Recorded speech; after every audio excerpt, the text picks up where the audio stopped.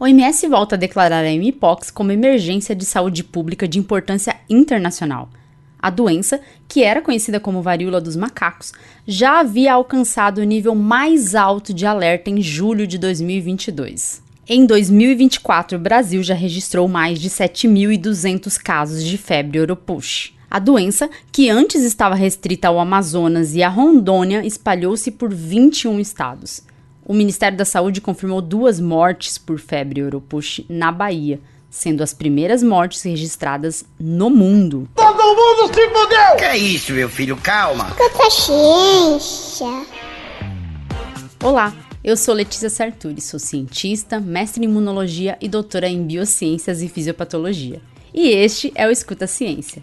Nesse episódio, vamos falar de doenças infecciosas que estão causando um pandemônio, mas não uma pandemia, viu? Mais de 700 casos de Mpox confirmados no Brasil em 2024. Mas o Brasil não registrou ainda casos da variante que está preocupando a OMS. Em 2022 foram registrados 10.000 casos e desde 2022 somente 16 óbitos. Em 2024 nenhum óbito pela doença. Então calma que nós estamos com a doença bem controlada. A Mpox causou a morte de pelo menos 450 pessoas na República Democrática do Congo nos últimos meses, em casos ligados à variante Clado 1B. Essa variante preocupa pela maior transmissibilidade e maior letalidade. E a OMS declarou a emergência internacional, pois apareceram casos dessa variante fora da região endêmica. A doença é endêmica na África e essa nova variante está provocando surtos por lá, mas teve um caso da variante confirmado na Suécia na semana passada. A Mpox, anteriormente conhecida como varíola dos macacos, é uma doença viral que se tornou uma preocupação global nos últimos anos. Em 2022, a Organização Mundial de Saúde, a OMS, declarou a Mpox como uma emergência de saúde pública de importância internacional. Essa declaração foi motivada pelo aumento significativo no número de casos em vários países, muitos deles fora das regiões onde a doença era endêmica, como na África Central e Ocidental. A Mpox é causada pelo vírus da varíola dos macacos, um parente próximo do vírus da varíola humana. A transmissão ocorre principalmente por meio do contato direto e prolongado com lesões, fluidos corporais ou ainda material contaminado, como roupas de cama. Veja, o contato próximo prolongado, como o contato pele a pele, beijos, abraços e relações sexuais, são as formas de disseminação mais comuns do vírus. Além disso, o vírus pode ser transmitido através de gotículas respiratórias, embora essa forma de transmissão exija um contato prolongado e próximo com uma pessoa infectada. O intervalo de tempo entre o primeiro contato com o vírus até o início dos sinais e sintomas do Mpox, esse período de incubação, é tipicamente de 3 a 16 dias, mas pode chegar a 21 dias. Os sinais incluem febre, dor de cabeça intensa, dores musculares, dores nas costas, linfadenopatia, que é o inchaço dos gânglios linfáticos, e uma sensação geral de desconforto e cansaço. Geralmente, dentro de 1 a 3 dias após o início da febre, as erupções cutâneas começam a aparecer, muitas vezes no rosto, antes de se espalhar para outras partes do corpo, incluindo as palmas das mãos e as plantas dos pés. As lesões podem ser planas ou levemente elevadas, preenchidas com um líquido claro ou amarelado. Podem formar crostas que secam e caem. O número de lesões em uma pessoa pode variar de algumas a várias lesões. As lesões evoluem de máculas para pústulas e eventualmente formam aquelas crostas que caem. Embora a maioria dos casos de Mpox seja autolimitada, com sintomas desaparecendo por conta própria em poucas semanas, algumas pessoas podem desenvolver complicações graves, especialmente os imunocomprometidos, as crianças e as gestantes. O tratamento é geralmente de suporte, focando no alívio dos sintomas. É importante o isolamento se você estiver infectado, para evitar a transmissão para outras pessoas e seguir as orientações médicas. A higiene rigorosa, incluindo lavar as mãos regularmente e desinfetar superfícies, é essencial para evitar a disseminação do vírus. A vacinação é uma ferramenta crucial na prevenção da Mpox. A diretoria colegiada da Anvisa aprovou nesta quinta-feira, dia 22 de agosto, uma resolução que simplifica algumas regras de importação para medicamentos e vacinas que combatem a Mpox. Segundo o Ministério da Saúde, a medida estabelece a desobrigação de registro e dá autorização excepcional de importação para insumos adquiridos pela pasta para prevenção ou tratamento da Mpox.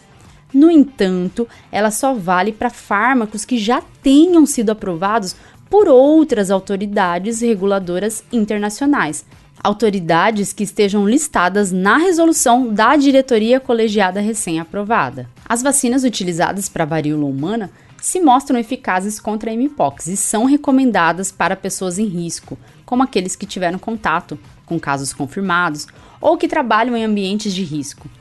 A OMS não está recomendando a vacinação em massa, apenas recomenda a vacinação de grupos de risco. O Brasil negociou 25 mil doses emergenciais da vacina Jynneos, que é de um produtor nórdico e tem uma produção pequena. Poucas doses, porque há insuficiência no mercado internacional de vacinas.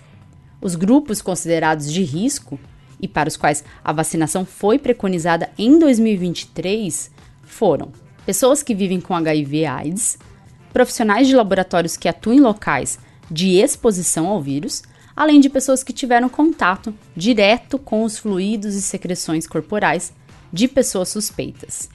A declaração da OMS sobre a Mpox, como uma emergência de saúde pública global, destaca a necessidade de vigilância contínua, educação e acesso a cuidados e vacinas para controlar e prevenir a propagação da doença.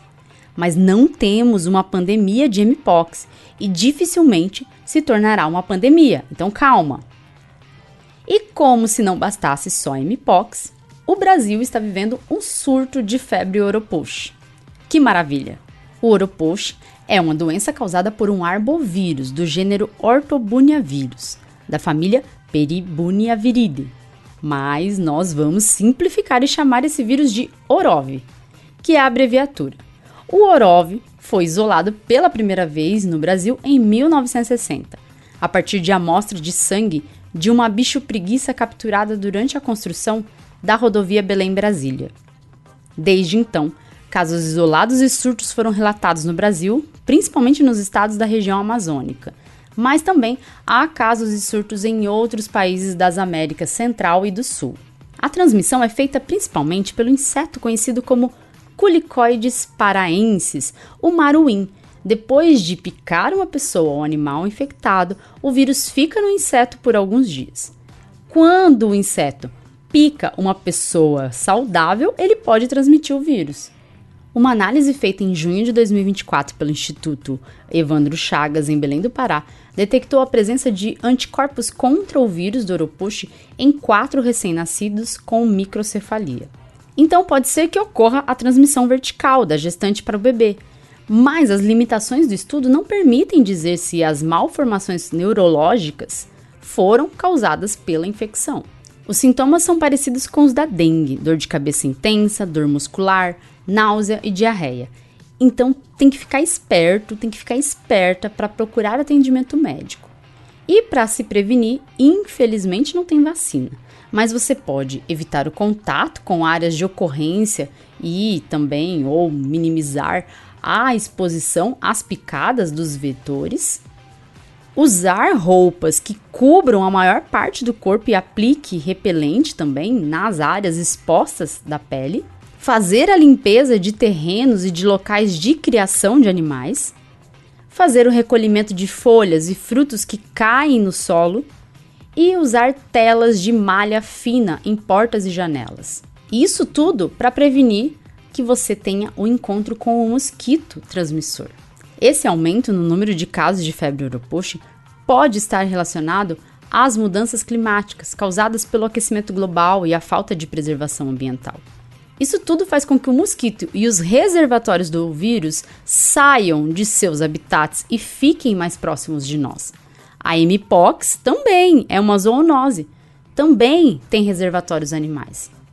E a gente sabe que a Covid-19 também é uma doença cujo vírus estava em reservatórios animais.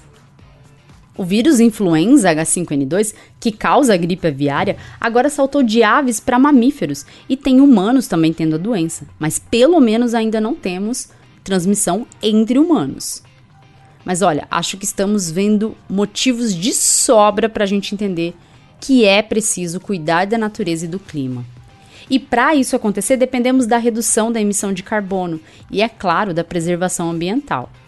Não vamos viver uma pandemia de febre europox nem de mpox, talvez de gripe aviária no futuro, segundo a previsão de alguns cientistas. Mas podemos dizer que estamos vivendo agora um pandemônio. O aquecimento global, provocado pela ação do ser humano, está trazendo à tona epidemias diversas. A nossa péssima relação com os biomas aqui no Brasil pode prejudicar o controle de doenças zoonóticas e trazer doenças sequer conhecidas. Vai querer pagar para ver?